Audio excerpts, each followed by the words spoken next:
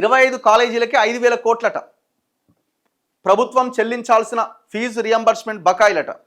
Only just 25 కాలేజెస్కే 5,000 కోట్ల బకాయిలు ఉన్నారట. ఆ 25 కూడా హైదరాబాద్ అండ్ పరిసర ప్రాంతాల్లోనివే, గ్రేటర్ హైదరాబాద్ చుట్టుపక్కల ఉన్న కాలేజీలే, ప్రైవేట్ కాలేజీలు. రాష్ట్రంలో మొత్తం ఉన్న కాలేజీలు ఎంత?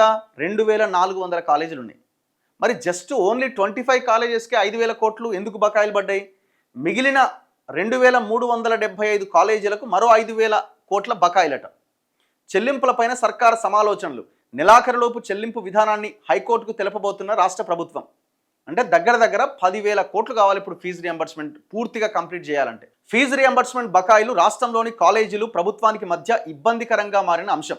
పెద్ద మొత్తంలో బకాయిలు పేరుకుపోవడంతో ఇటు కాలేజీ యాజమాన్యాలు, అటు విద్యార్థులు కూడా ఇబ్బంది పడుతున్నారు. Inter, degree, engineering, pharmacy, nursing, management, BEd, polytechnic ఇలా రాష్ట్ర వ్యాప్తంగా మొత్తం 2,400 కాలేజీలు ఉన్నాయి. ఈ కాలేజీలకు గత 5 ఏళ్లుగా ప్రభుత్వం ఇవ్వాల్సిన ఫీజు రియంబర్స్మెంట్ బకాయిలు 10,000 కోట్ల దాకా ఉన్నాయి. ఈ మొత్తంలో హైదరాబాద్ పరిసరాల్లోని 25 కాలేజీల వాటానే 50% ఉంది. అంటే దాదాపు 5,000 కోట్లు. సగం బకాయి 1% కాలేజీలకే ఉంటే మిగిలిన 2,375 కాలేజీల వాటా 5,000 కోట్లుగా ఉంది. అయితే కేవలం 25 కాలేజీలకే 5,000 కోట్లు చెల్లించాలనే అంశంపై ప్రభుత్వంలో ప్రధానంగా చర్చ నడుస్తున్నది.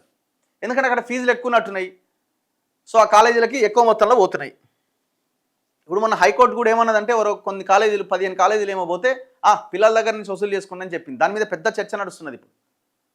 ఇప్పుడు పిల్లల దగ్గర నుంచి వసూలు చేసుకోండి అని కాలేజీలకి సంధిస్తే కథమే కదా, ఇక రక్తమే, సిరంజిని పెట్టి గుంజుతారు. గవర్నమెంట్ ఇంత పెద్ద ఇష్యూ ఎందుకు దాన్ని పక్కన పడేసింది? ఇందులో కేసీఆర్ గవర్నమెంట్ పాత్ర కూడా ప్రధానమైంది. దాదాపు 5-6 ఏళ్లుగా ఈ బకాయిలు డబ్బులు చెల్లిస్తలేరు.